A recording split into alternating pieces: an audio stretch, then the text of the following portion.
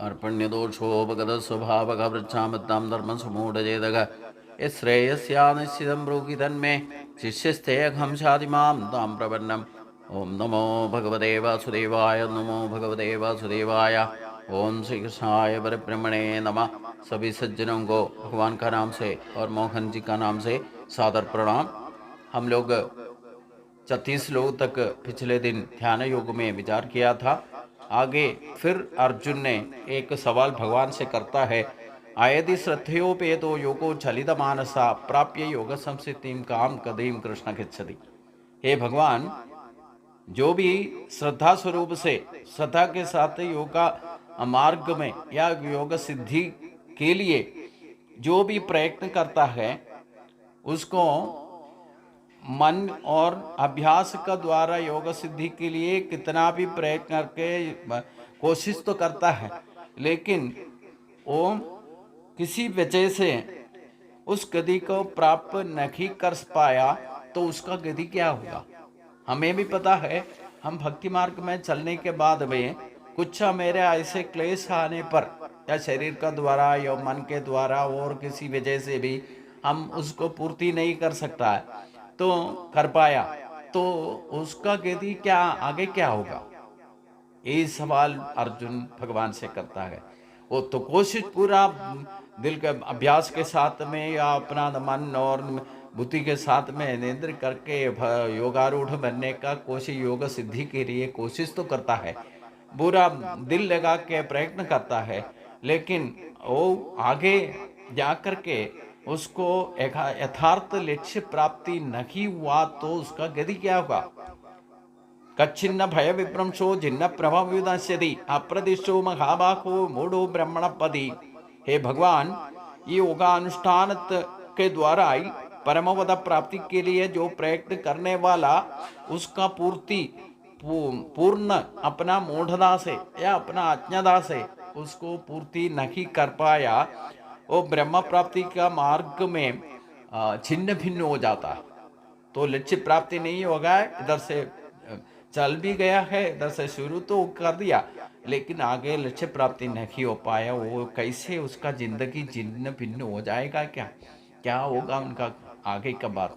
हम भक्ति मार्ग में चलने के बाद भी हमें कुछ ऐसे दिक्कत पड़ जाता है, तक क्लेश आ जाता है। क्लेशो अधिकतरस्तेषाम् अव्यक्तासा चेतसा अव्यक्तासि गते दुखम देख वीराव्युप्यते। भगवान ही खुद बताते हैं, मैं किसी को अनुग्रह देना तो भी उनको हर तरह का क्लेश में दूंगा, उसके बाद भी मेरे के वो दिल लगा के भक्ति करता तो उसको योग सिद्धि देता करके, अनुग्रह देता करके भगवान आगे बताएगा भक्ति योग में। तो हमारा बात क्या है, हम भक्ति तो करता है, पूजा पाठ करता है, भगवान का पीछे भागता है, लेकिन इसका पीछे में हमें कुछ शरीर का तरफ से या मन का तरफ से कोई भौतिक तरफ से कुछ क्लेश आ गया तो हम भगवान को ही गुस्सा करके उसको आधा रास्ता में छोड़ करके कोई कुछ करने लगेगा। कई तरह का क्लेश हो सकता है, ये क्लेश का बीच में हो सकता है हम ये सब कुछ छोड़ करके भगवान को भी गुस्सा करके ये रास्ता ही छोड़ देगा, क्योंकि हमारा साथ वाला या दोस्त बंधु लोग जो पूछेगा तुम इतना पूजा पाठ करता है, फिर वो ऐसे क्लेश दुख कैसे आ गया, हमें भी ऐसे सही लगेगा, फिर भगवान को ही गुस्सा करके हम भक्ति मार्ग को छोड़ देगा। कितना भी सत्संग होने दो, गीता भागवत का जो पाठ करने वाला हो, हम कितना ब्रह्मचारी होने पर भी अपना ही घर में या अपना ही संबंध में संबंधी को कोई खास दुख आ जाता है, क्लेश आ जाता है, तो हम खुद ये रास्ता से हट सकता है। शरीर का क्लेश का द्वारा ही हम पीछे हट सकता है, इसमें कोई संदेह नहीं है। इसलिए अर्जुन ने पूछता है, हम तो योगारूढ़ बनने के लिए ऐसे आपने जो बताया वही रास्ता में अभ्यास करने लगा, कुछ तो प्राप्ति करने के लिए बहुत कुछ प्रयत्न भी किया है, लेकिन आगे पीछे कैसे कुछ हो गया, हम प्राप्ति योग सिद्धि प्राप्ति नहीं हुआ है, वैसे बीच में छोड़ दिया, सो हमारा गति क्या होगा। ये श्रेष्ठ हमारा ही जिंदगी में ऐसे कई हो सकता है। तो योग सिद्धि का श्रम शुरू तो कर दिया, तो फल कई तरीके का प्रतिबंध हो सकता है, क्लेश आ सकता है।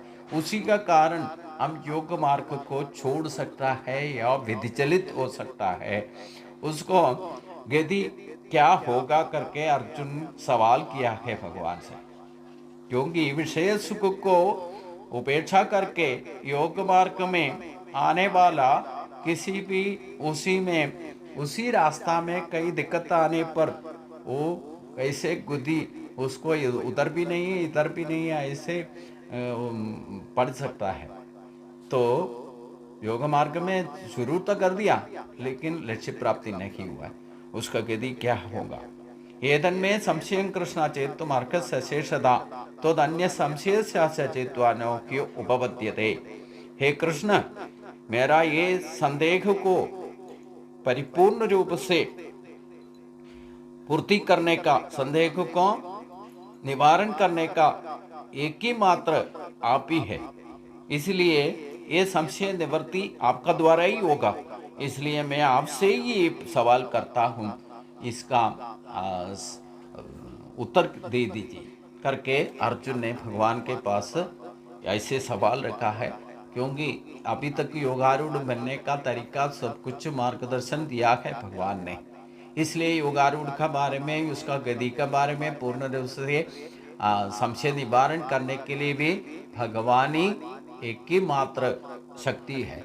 इसलिए अर्जुन ने भगवान के ही चरण में जाकर के बोला है, इसी का निवारण, मेरा संशय का निवारण करने लायक आप ही मात्र है, इसलिए इसका उत्तर दे दीजिए करके अर्जुन ने भगवान का चरण में गया है। तो भगवान ने उसका आंसर दे रहे हैं। श्री भगवान वाचा पार्थ नैवेह नामत्र विनाशस्य विद्यते न कि कल्याण कृत्य दुर्गति तात गच्छति। अर्जुना, यो योग सिद्धि के लिए प्रयत्न करता है, कहीं किसी भी कारण उसको पूर्ति नहीं, लक्ष्य प्राप्ति नहीं हो पाए हो तो भी उसको कोई नाश तो नहीं होगा, उसको परलोक में या इस लोक में भी कभी उसको नाश नहीं होगा। क्योंकि जो भी शुभ कर्म आरंभ करने पर भी उसका दुर्गति नहीं हो सकता है। अब शुरू तो कर दिया लेकिन लक्ष्य प्राप्ति नहीं हो पाए हुई, कोई दुखी होने का कोई जरूरत नहीं, क्योंकि उसका सर्वनाश कभी नहीं होगा। मेरा रास्ते पर आने वाला कोई भी दुर्गति प्राप्ति नहीं हो सकता है। ये हम लोग भी याद रखने का बात है। जो शुभ कर्म का आरंभ कर दिया तो भी उसका दुर्गति नहीं होगा। इसलिए भगवान के ओर एक कदम भी आप आगे बढ़ा देगा तो भगवान हमें 4 कदम आगे बढ़ाने का कोशिश करेगा। अगर रास्ता में हम किसी भी वजह से उसको रास्ता छोड़ दिया तो भी उसका दुर्गति नहीं होगा करके भगवान हमें गारंटी दे रहे हैं। इससे ज्यादा और क्या चाहिए। हम भक्ति मार्ग में पहले नहीं था, कभी भी भगवान है करके सोचता ही नहीं है, नास्तिक था। हम निरीश्वरवादी था, युक्तिवादी बन करके ऐसे दुराचार में पड़ा था, तभी भी कोई बात नहीं, कभी ना कभी अब भगवान का रास्ते में आ गया, भक्ति शुरू कर दिया तो शुभ कर्म हो गया। वो शुभ कर्म करने वाले को कभी दुर्गति नहीं हो सकता। इसलिए कोई चिंतित होने का जरूरत नहीं, उसका सर्वनाश नहीं होगा। फिर क्या होगा। प्राप्य पुण्य कृताम लोकानुषिता शाश्वती समाज सुजीनाम श्रीमदाम के योग दृष्टो भी जायते। जो भी योग सिद्धि के लिए अपना प्रयत्न करने के बाद भी पूर्ण फल सिद्धि या लक्ष्य प्राप्ति नहीं होने पर भी होने का कारण, ऐसे भ्रष्ट होने का कारण क्या है। हम पुण्य पाप का पीछे पड़े, तो पुण्य होने पर भी या पाप करने पर भी उसका कर्म का फल तो हम भुगतना ही पड़ेगा, उसमें कोई अल्टरनेटिव नहीं है। हम जो भी पुण्य काम करेगा तो उसको सुख प्राप्ति होगा, अगर पाप करेगा तो उसका कर्म फल भी हम अनुभव में उसको साक्षात्कार करना ही करना है। इसलिए हम जो भी काम करते हैं पिछले जन्म का कर्म फल इसी जन्म में हम भुगते रहता है। उसी के वजह से तो दोबारा जन्म लेके आया है। तो इसी जन्म में भी हम भक्ति मार्ग में भी जाने पर पुण्य कर्म ज्यादा कर दिया तो भी उसको सुख प्राप्ति के लिए हम रास्ता से हट सकता है। एक बात एक है, सच बात एक है, सही बात है कि हम सुख प्राप्ति के लिए जो कुछ भी भौतिक सुख के पीछे भागना शुरू कर दिया तो या सुख प्राप्ति होने पर भी हम अहंकारी बन जा सकता है, तो भगवान को भूल सकता है। हम भक्त बनने पर ज्यादा तो पाप तो नहीं करेगा, लेकिन पुण्य कर्म का पीछे पड़ेगा। तो पुण्य ज्यादा कर दिया तो उसका सुख प्राप्ति हमें होगा ही होगा। जो सुख प्राप्ति होने पर हम इसी रास्ता से हट सकता है, भगवान को भूल सकता है, हम अपना अहंकार दिखा सकता है। इसी के वजह से हम एक योग सिद्धि का रास्ता से भ्रष्ट हो सकता है। जो भी कोई बात नहीं, जो भी होगा उससे कोई बात नहीं। हम उससे जो भी अनुभव सुख दुख जो भी प्राप्ति होने पर फिर वही रास्ता में अथवा योगिनामेव कुले भवति धीमताम् एतद्धि दुर्लभतरं लोके जन्म इति दृश्य। अगर हमने वो भक्ति का मार्ग छोड़ दिया तो कोई घबराने का कोई जरूरत नहीं है, क्योंकि उसी कुल में या और श्रेष्ठ कुल में हम दोबारा जन्म ले सकता है। मतलब सुख दुख को जो पुण्य पाप करेगा उसका फल भुगतने के बाद दोबारा जन्म लेकर के श्रेष्ठ कुल में या उसी कुल में दोबारा जन्म लेकर के वही अपना स्वभाव के अनुसार योग सिद्धि के लिए कोशिश करेगा। यही तो बात है। तो हम कर्म बंधन में पड़ने से कोई बात नहीं, उसी टाइम में हो सकता है इसी जन्म में उसी रास्ता को भ्रष्ट होकर के दोबारा जन्म लेकर के उसी कुल में उसी खानदान में जन्म होगा, या उस ऐसे ही श्रेष्ठ कुल में जन्म ले करके यही मार्ग में दोबारा आएगा करके भगवान बता रहे हैं। तत्तम बुद्धि संयोगम लभते पूर्वदेहिकम एततेज ततो भूय संसिद्धो कुरु नंदन। हे अर्जुन, उसी नया जन्म में पूर्व जन्म के साथ में ऐसे ब्रह्म ज्ञान विषय योगारूढ़ का वही विषय में बुद्धि को उसी के साथ में संबंध के साथ वो जन्म लेकर के आगे भी वो योग सिद्धि के लिए अपने आप जन्म वासना से अपना स्वभाव के अनुसार वो कोशिश करना शुरू करेगा।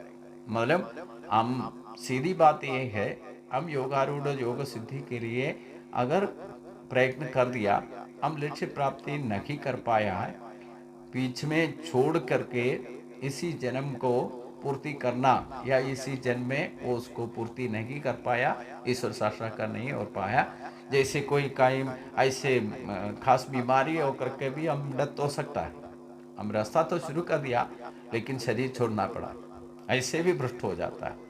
लेकिन ऐसे जन्म कई गिनती में भी नहीं होता करके भगवान, क्योंकि हम बंधन में पड़ गया तो फिर बंधन से बंधन में जाता है, उसको वापस आने का कोई कोशिश भी नहीं करता। हम भौतिक रास्ता में गया तो उसी बंधन से बंधन में ऐसे ही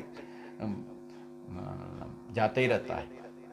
कई आदमी ऐसे अगर वापस आ गया तो भी कैसे होगा, ऐसे श्रेष्ठ कुल में ऐसे खानदान में फिर दोबारा जन्म लेकर के वो योग सिद्धि के लिए वही वासना पूर्व जन्म का योग सिद्धि का हमें पास जो भी शक्ति मिला है, भगवान का अनुग्रह मिला था, वो वासना बल से कभी नहीं जाएगा।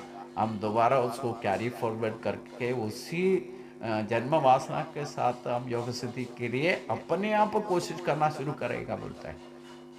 वैसे देखा जाएगा तो एक तरह से देखा जाएगा तो मेरा जन्म इसी अध्याय का साक्षात्कार है। मतलब मैं 42 इयर्स तक योग सिद्धि में कोई दिलचस्पी नहीं रखता था, ऐसे भक्त तो था लेकिन इतना कोई भगवान के पीछे पड़े रखो या अपना कामकाज में लगे रहा था, इसके रास्ता में कभी नहीं आया।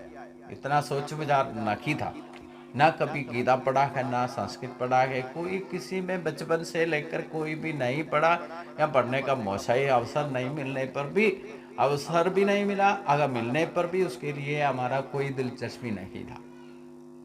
लेकिन जब वक्त आ गया अपना पूर्व जन्म के साथ में ऐसे योग सिद्धि के लिए अपने आप उसी रास्ता में आ गया। जैसे पूर्व जन्म का भी याददाश्त से हम गीता भी बताता है। इसको विश्वास करना मुश्किल है, क्योंकि भगवान ने बोला कि ऐसे जन्म बहुत कमती होता है, क्योंकि ऐसे बंधन में पड़ गया तो कोई वापस आने का रास्ता ही नहीं ढूंढता है। ऐसे बंधन से बंधन जन्म वासना के साथ भौतिक के साथ में ऐसे खानदान में जन्म लो गया तो ऐसे पुण्य भाव के पीछे दौड़ते रहेगा, सही रास्ते पर नहीं आने का, ऐसे बंधन में बढ़ जाता है। एक बार भ्रष्ट हो गया था फिर वापस आना बहुत मुश्किल है, भगवान बताता है। लेकिन मेरा जन्म में जो है, हम 5 जन्म के बाद भी वो योग सिद्धि के लिए प्राप्ति के लिए कई बार 5 जन्म वेस्ट हो गया। इसी जन्म में भी 41 ईयर्स 42 ईयर्स तक भी वेस्ट हो गया। लेकिन अभी भगवान का कृपा से वही खानदान में वही जगह पर जा कर के हम जन्म लिया है, और हम उसी पूर्व जन्म वासना के साथ में वापस आकर के गीता पढ़ना शुरू कर दिया, गीता सभी को पढ़ाना शुरू कर दिया। ये कैसे हो सकता है?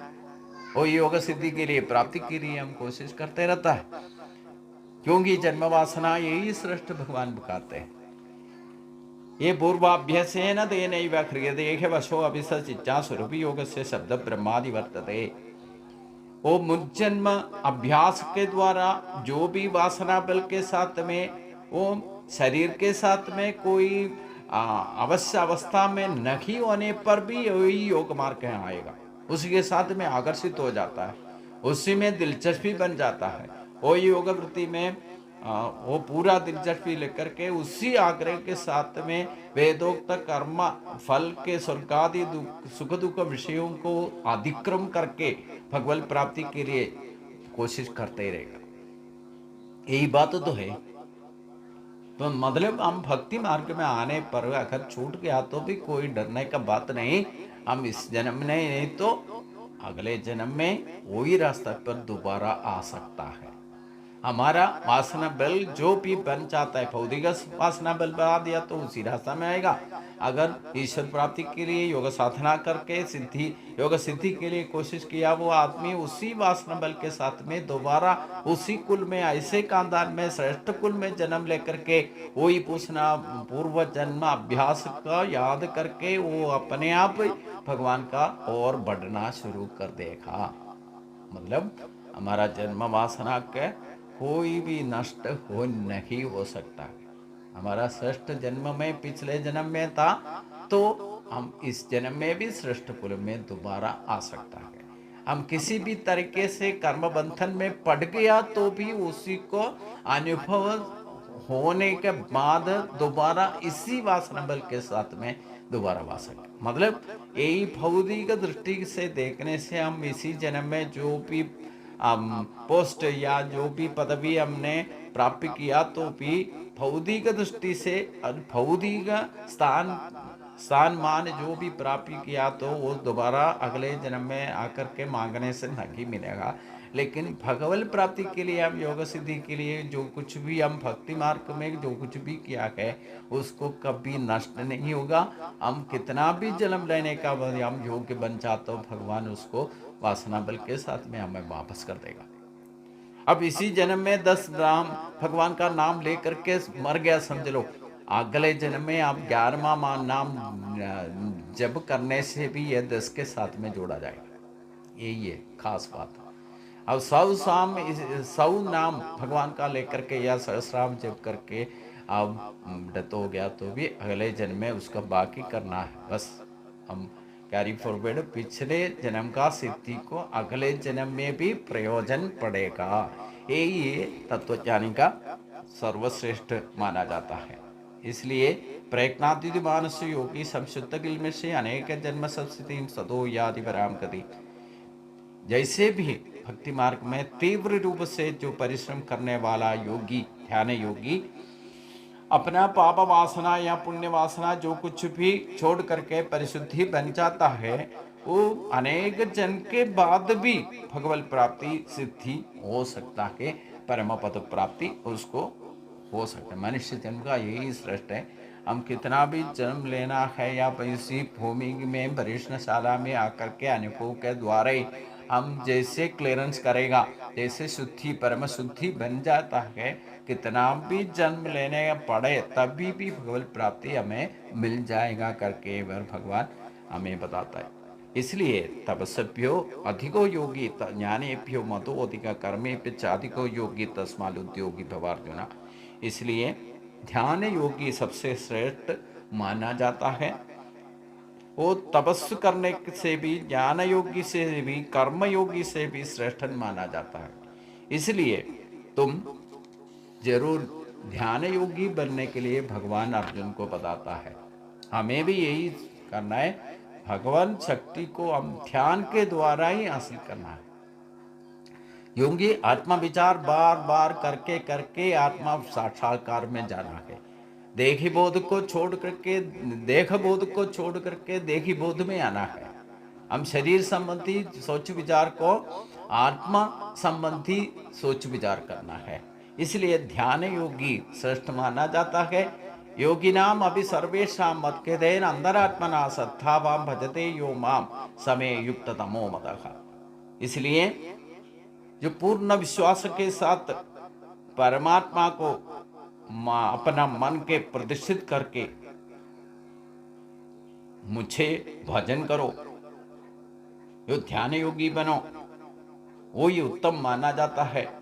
इसलिए योग साधना में भक्ति का प्राधान्य बताते हुए इस अध्याय को भगवान समाप्त करता है।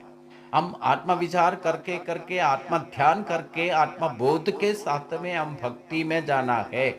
अगले बताने वाला भक्ति योग, अभी अगले का 6 अध्याय जो है भक्ति योग बताता है। ईश्वर दर्शन तक यथार्थ भक्ति क्या है करके, भक्ति योग सिद्धि क्या है करके भगवान आगे बताएगा। उसी का सूचना में इसी अध्याय को समर्पित करता है।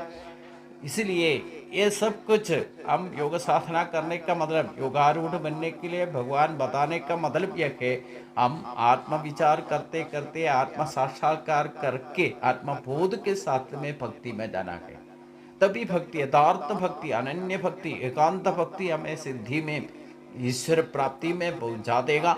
भौतिक स्थान मानों से कोई संबंध नहीं रखना है, वो सब हमेशा दुख का हेतु बन जाता है।